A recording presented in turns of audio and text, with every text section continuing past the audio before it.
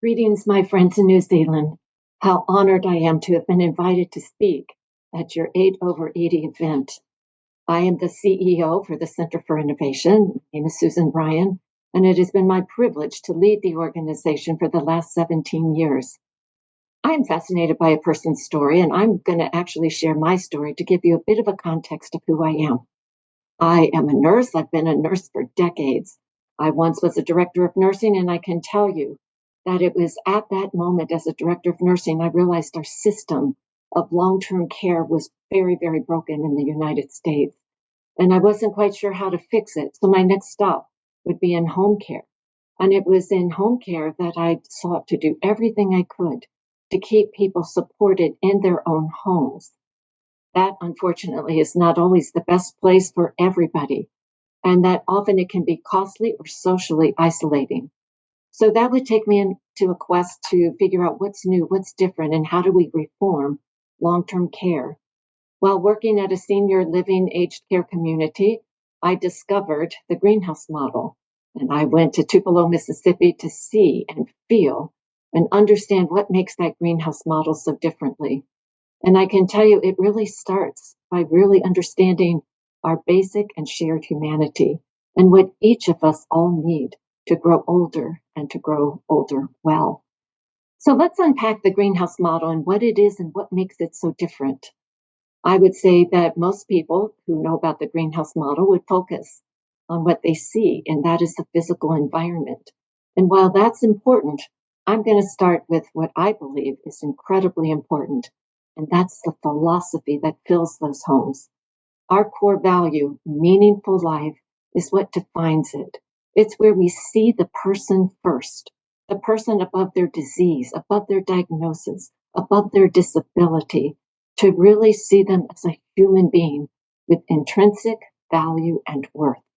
It's all about relationships. When we engage in those relationships to know who a person is, we are better able to serve them, support them, and to help them live a life with meaning and purpose. But that's not all. What about the human architecture? That human architecture we call worker empowerment or empowered staff. And it really is acknowledging that link between empowered staff and person directed living. It's that link that enables an empowered workforce to be able to see the person and deliver that meaningful life. But it means that we need to see those people that are working in our environments as real people, those people that also have intrinsic worth and value. Greenhouse, one word, is about producing growth in plants. Greenhouse, two words, is about producing growth in people.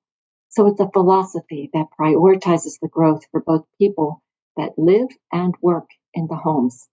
I say it's all about leadership. Leaders that fully embrace this change, leaders that are going to create a culture, a compassionate and collaborative culture that does shared decision making, that really provides the necessary support, education, the tools that this team needs for success. And last but not least, it is that physical environment. The physical environment that's a real home, not home like, but a real home where we can live and grow and be in relationship.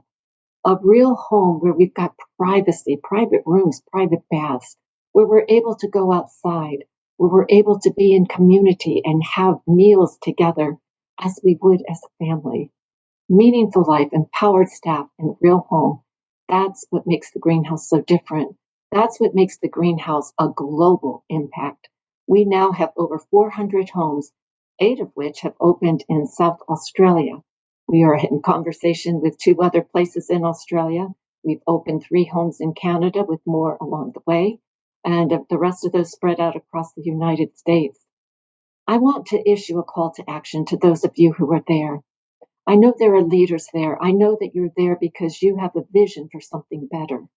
And I challenge you, be bold, be courageous, and relentlessly pursue the vision and the values that have guided you so far, because I believe that you're able to create that something better that will enable New Zealanders to be able to live, grow, and thrive, whether you're an elder in that home living there or you're one of the empowered workers that will be working there.